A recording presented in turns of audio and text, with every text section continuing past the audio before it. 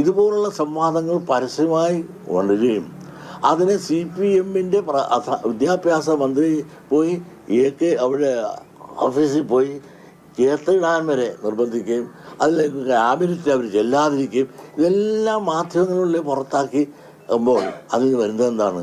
ഭരണത്തിനകത്ത് എന്തോ ഭയങ്കര അനൈക്യമുണ്ടെന്ന്. ആ അനൈക്യം എന്നുള്ളത് കാണിക്കാതെ അകത്ത് ചർച്ച ചെയ്ത് തീരേണ്ടതിന് പകരം പുറത്ത് ഇത് വലിയ ചർച്ചാ വിഷയമായപ്പോൾ ആ ചർച്ചയിൽ ജനങ്ങളെ സംബന്ധിച്ചിടത്തോളം വലിയ ആശങ്കയുണ്ട്. പ്രത്യേകിച്ചും ത്രിതല പഞ്ചായത്ത് ഇപ്പോൾ ഭരിക്കുന്നവരെ സംബന്ധിച്ചിടത്തോളം ഒന്ന് മനസ്സിലാക്കണം, പലപ്പോഴും കേന്ദ്രം ഭരിക്കുന്ന BJP ഗവൺമെൻറ്റാണ്. ആ ഗവൺമെൻറ്റിൻ്റെ നയവും നയപരിപാടികളുമായിട്ട് പലപ്പോഴും ഈ കേരള ഗവൺമെൻറ്റിന് യോജിക്കാനൊക്കെ വരും. പല യോജിപ്പും വിയോജിപ്പും നിലനിൽക്കുമ്പോൾ പോലും പലതിനോടും യോജിച്ചും വിയോജിച്ചും മാത്രമേ ഇവർക്ക് കേരള ഭരണം കൊണ്ടുപോകുന്നത്. ഇത് ഈ കേരള ഭരണം എന്ന് പറഞ്ഞാൽ ഇന്ത്യ ഗവൺമെൻറ് കീഴിലാണ് ഓരോ പ്രദേശങ്ങളും.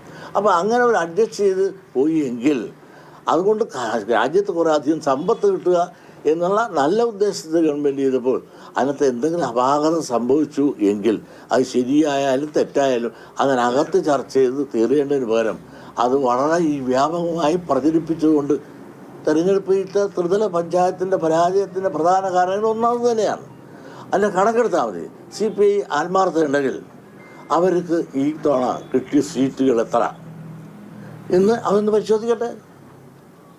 ആ ത്രിതല പഞ്ചായത്ത് അവർക്ക് കിട്ടിയ സീറ്റുകളുടെ എണ്ണം പരിശോധിച്ചാൽ വളരെ വ്യക്തമായി മനസ്സിലാക്കാം. അവരുടെ സീറ്റ് വളരെ കുറഞ്ഞുപോയി. അതിൻ്റെ കാരണം എന്ത്? അവർ സ്വയം പഠിക്കട്ടെ.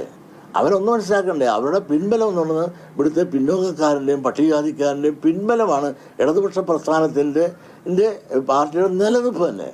അതും മനസ്സിലാക്കാതെ എന്നെ തള്ളാൻ ഇതുമാത്രം കാര്യം എന്താണ്? പിന്നെ അദ്ദേഹം ഇവിടെ വന്നു കാശ് മേടിക്കും, കൈ തരും. കാശ് മേടിച്ചപ്പോൾ എന്നോട് പറഞ്ഞതൊക്കെ ഞാനിപ്പോൾ പറയുന്നത് എൻ്റെ മര്യാദ കൊണ്ട് ഞാനതൊന്നും പറയുന്നില്ല. പിന്നെ നിങ്ങളൊന്ന് മനസ്സിലാക്കണം, വലിയ പ്രശ്നമായിട്ട് ഇന്നിപ്പോൾ കൊണ്ടുനടക്കുന്നത് ഈ ശബരിമല സ്വർണ്ണക്കൊള്ളയാണ്. പലരും ചോദിച്ചു, അതാണ് അന്ന് എന്നോട് ചോദിച്ച വേറെ ചില എല്ലാ കാര്യങ്ങളും. അതിനെ സംബന്ധിച്ച് വളരെ വ്യക്തമായും പറയുന്നുണ്ട്. അതിനെ സംബന്ധിച്ച് NSS എടുത്ത നിലപാട് അത് തന്നെയാണ് ഞങ്ങളുടെ നിലപാട്. കാരണം സർക്കാരും അതുപോലെ കോടതിയും വളരെ ആത്മാർത്ഥമായിട്ട് ആ കാര്യത്തിൽ ഇടപെട്ട് അതിൻ്റെ കുറ്റക്കാരെ കണ്ട് ശിക്ഷ ശക്തമായി മുമ്പോട്ട് പോകുന്നുണ്ട്. ആ കൊണ്ടുപോകുമ്പോൾ അതിൻ്റെ അപ്പുറത്ത് ഞങ്ങൾ ആരെയും കുറ്റം പറയാൻ തയ്യാറില്ല. കാരണം കോടതി അതിനകത്ത് ശക്തമായിട്ടുണ്ട്, അതുപോലെ ഗവൺമെൻറ് ശക്തമായിട്ട് അതിനകത്ത് ഇടപെട്ടിട്ടുണ്ട്. അപ്പോൾ അത് തന്നെയാണ് NSS-ൻ്റെ നിലപാട്, അത് തന്നെയാണ് SNDP-യുടെ നിലപാട്. അതനുസരിച്ചുള്ള ഗവൺമെൻറ്റിൻ്റെ നിലപാടിനോട് ഞങ്ങൾക്ക് പൂർണ്ണമായും യോജിപ്പാണ്. ഉപ്പ് തിന്നാൻ വെള്ളം കുടിക്കട്ടെ. ഞാൻ പണ്ടും പറഞ്ഞിട്ടുണ്ടല്ലോ ഈ പത്മകുമാർ കുഴപ്പക്കാരനാണെന്ന്. ഇപ്പോഴല്ല, പണ്ടേ പറഞ്ഞില്ലേ. അത് ഏറ്റവും വലിയ കുഴപ്പക്കാരനെന്ന് കണ്ടുപിടിച്ചില്ലേ.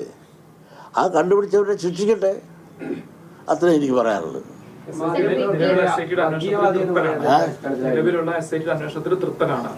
തീർച്ചയായിട്ടും തൃപ്തനാണ്.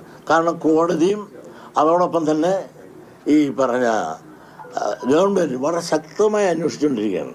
ഈ അന്വേഷണത്തിൽ പൂർണ്ണമായ തൃപ്തനാണ്.